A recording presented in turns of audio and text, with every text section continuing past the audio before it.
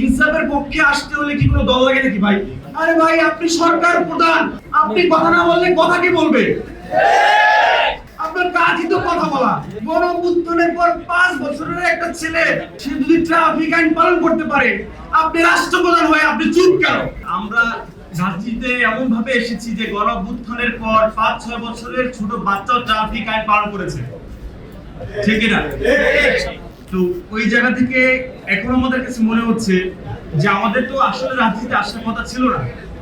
আমরা ফেসিবাদ স্বৈরাচারী সরকারকে পতন ঘটিয়েছি, আমাদের লেখাপড়ার কথা করার কথা, চাকরি করার কথা, কিন্তু এখন এসে আমরা দেখলাম যে ভাই আপনারা গণভোটে হ্যাঁ ভোট চাইলেন, আমরা হ্যাঁ ভোট দিলাম, কিন্তু পরে আপনারা মানলেন না। এটা তো ডিরেক্ট আমাদের সাথে, জনগণের সাথে আপনারা প্রতারণা করলেন।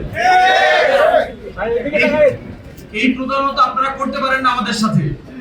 ওই জায়গা থেকে মনে হয় যে আসলে গণঅভ্যুত্থান ঘটানোই শেষ আমাদের কাজ না, ইনসাফের পক্ষে লড়ে যাওয়াই আমাদের কাজ। নাহিদ ভাই এখানে নাই, আমার স্পষ্ট মনে পড়ছে যে ভাতের হোটেলে বসে সবাই প্ল্যান করা, নাহিদ ভাই লুঙ্গি পরা কেন? তেলের ভোগান্তিতে ক্লান্ত? এখনই কিনুন রাইডো, এক চার্জে চলুন 100 কিলোমিটার পর্যন্ত। বলেন মনে নাই আপনাদের? নাহিদ ভাই লুঙ্গি পরা ছিল, উপরে পেপারে দিয়ে পড়তে ছিল, মানে স্ক্রিপ্ট বানায়া পড়ানো হয়েছিল যে আন্দোলন আমরা মেনে নিয়েছি, কিন্তু দুর্বল স্ক্রিপ্টই ছাত্র জনতা বুঝতে পারছে। আমি যদি ভুল না করে থাকি, আসিফ ভাই পা দিয়ে ছকটা করেছে স্টুডেন্ট হেল্প। আমি যদি ভুল না করে থাকি, সার্জিস ভাইয়ের আঙ্গুল এরকম ছিল। সে সময় কিন্তু সবাই বলেছিল যে সার্জিস কিন্তু এটা বোঝাচ্ছে যে বন্দুকের সামনে রেখে আমাদেরকে পড়ানো হচ্ছে। এখন এই সার্জিস ভাই, আসিফ ভাই, নাহিদ ভাই গলা ফাটাইও যদি বলে যে আপনারা কিন্তু জনগণের সাথে প্রতারণা করছেন, ওই সময় হাতের ইশারাই অনেক শক্তিশালী ছিল, কিন্তু এখন গলা ফাটাই বললেও তারা বিশ্বাস করতেছে না। সুতরাং আজকে যদি আমরা বলি যে আমরা হাদি হত্যার বিচার চাই, তাহলে এক দলের গা জ্বলে পড়ে উঠে কেন ভাই? আরে ভাই, হাদি ভাইয়ের বিচার চাইতেছি, বাংলাদেশের দিবালোকে একটা মানুষকে গুলি করে মারলো, সেই মানুষটার জন্য আমরা বিচার চাই। এটাতে জ্বলে পড়া কেন হবে? কোন কারণে হবে? তার মানে আপনারা দিবালোকে মানুষকে গুলি করে মারো, এটার পক্ষে আপনারা? সো কথা ভুল ত্রুটি হতে পারে, আমি একদমই ছোট নতুন, আপনাদের সাথে এই সংগ্রাম আমি চালিয়ে যাব, এবং আমার জায়গা থেকে আমি হাদি হত্যার বিচার চাই।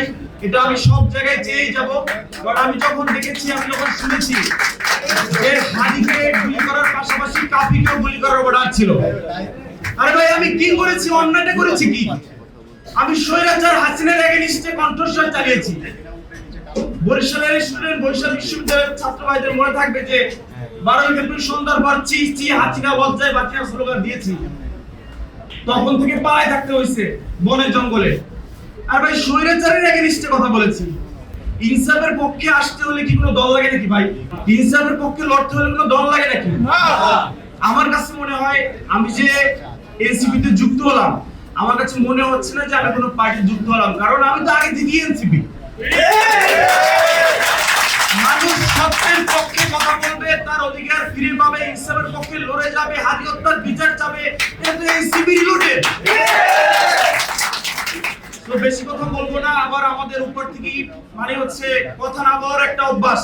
আরে ভাই, আপনি সরকার প্রধান, আপনি কথা না বললে কথা কি বলবে? আপনার কাজই তো কথা বলা। গণঅভ্যুত্থানের পর 5 বছরের একটা ছেলে সে যদি ট্রাফিক আইন পালন করতে পারে, আপনি রাষ্ট্রপ্রধান হয়ে আপনি চুপ কেন? ইনসাফের বাংলাদেশে, তরুণদের বাংলাদেশে চুপ থাকা চলবে না।